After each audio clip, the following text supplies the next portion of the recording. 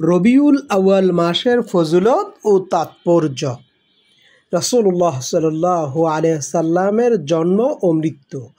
এই মাসের সবচেয়ে গুরুত্বপূর্ণ ফজিলত হলো এই মাসে সর্বশ্রেষ্ঠ নবী ও মানব জাতির জন্য আল্লাহর নেয়ামত হযরত মুহাম্মদ মুস্তাফা সাল্লাল্লাহু আলাইহি সাল্লাম দুনিয়াতে আগমন করেছেন এবং এই মাসে তার ওফাত বা ইন্তেকাল সংঘটিত হয়েছে।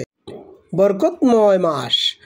সুন্নি আলেমদের মতে রমজান মাসের পরেই এই মাসের মর্যাদা, অর্থাৎ রমজান মাসের পরেই রবিউল আউয়াল মাসের মর্যাদা রয়েছে। কৃতজ্ঞতা ও প্রতিফলনের মাস। এই মাসে মুসলিমরা প্রিয় নবী সাল্লাল্লাহু আলাইহি সাল্লামের জীবন ও শিক্ষার প্রতি গভীর কৃতজ্ঞতা ও প্রতিফলন জানায়। নবীর দেখানো পথে চলার অনুপ্রেরণা।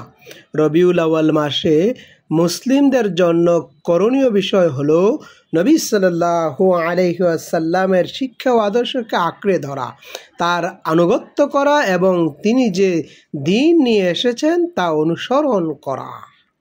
শিখানো হয় এই মাসটিতে বিশেষ ইবাদত বা উৎসবের মাস হিসেবে নির্ধারণ করা হয়নি, বরং এটি রাসূল সাল্লাল্লাহু আলাইহি সাল্লামের জীবন ও শিক্ষার প্রতি শ্রদ্ধা ও ভালোবাসার মাস হিসাবে বিবেচিত হয়।